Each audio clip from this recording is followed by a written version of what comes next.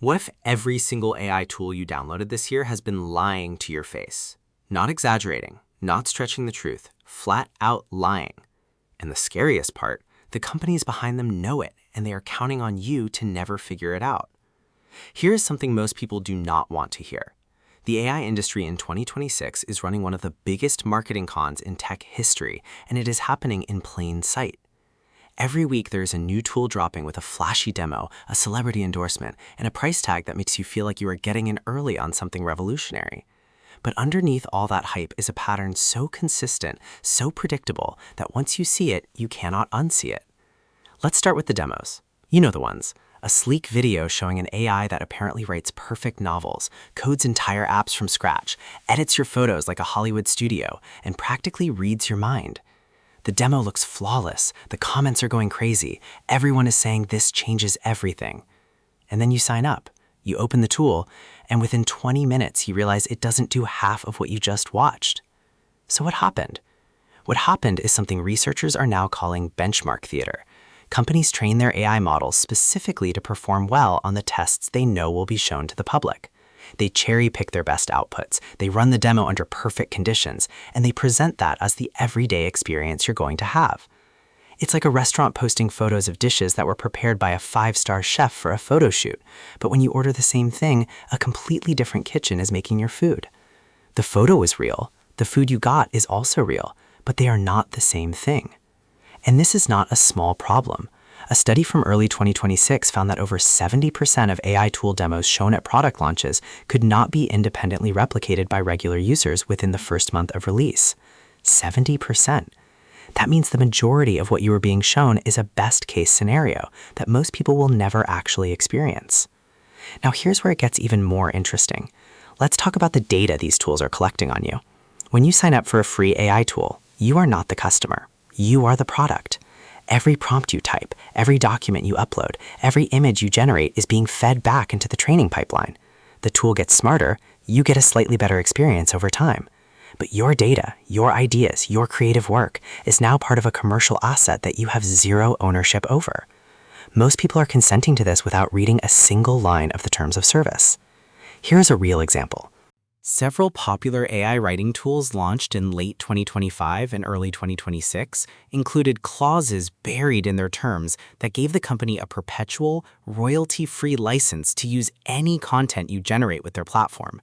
That means if you write a business plan, a screenplay, or even a personal journal entry using one of these tools, the company legally owns the right to use that content forever. Did they advertise that on the landing page?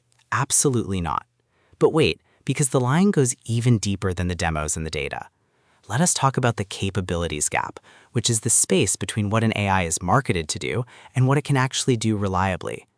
In 2026, every AI tool is being marketed with the word intelligence plastered everywhere. Intelligent automation, intelligent writing, intelligent design. But what most of these tools are actually doing is very sophisticated pattern matching. They are finding relationships in massive amounts of existing data and predicting what comes next. That is genuinely impressive. It is genuinely useful in many contexts, but it is not intelligence in the way most people understand the word when they hand over their credit card. When a company tells you their AI understands your business, what they actually mean is it has processed enough text about businesses to generate responses that sound like understanding. When they say it learns from you, they usually mean it references your previous inputs within a session. These are meaningful features, but they are being sold to you, wrapped in language designed to make you believe something far more powerful is happening. So why do companies keep doing this? The answer is simple and a little depressing: because it works. The AI investment market in 2026 is still running hot, and companies that can show explosive user growth get funded, get acquired, and get their founders on magazine covers. The incentive is not to build the most honest product. The incentive is to build the most viral product, and nothing goes viral like a demo that makes people's jaws drop.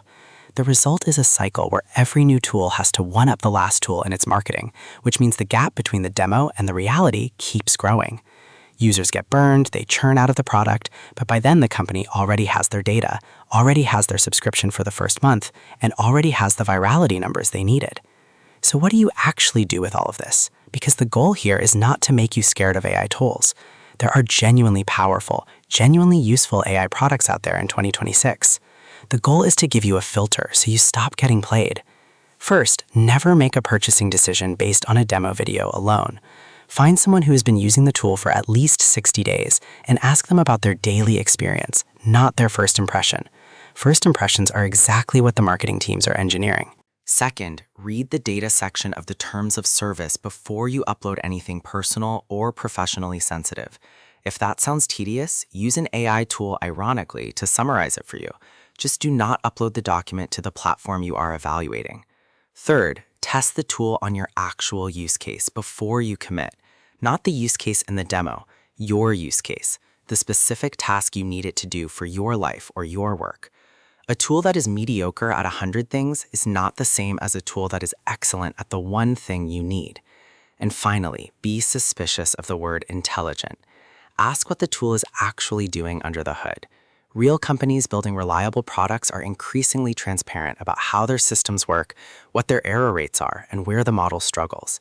If a company cannot tell you where their tool fails, that is a red flag, not a feature. The AI revolution is real. The tools are getting better. But the marketing surrounding them is outpacing reality by a significant margin, and that gap costs you money, your data, and sometimes your trust in technology that could genuinely help you. You deserve to walk into 2026 with your eyes open. Now that you know the playbook, you can stop being the target and start being the one asking the right questions. If this gave you a new way to look at the tools landing in your feed every day, share it with someone who needs to hear it, and drop in the comments the AI tool that disappointed you the most this year. Because I promise you, you are not alone.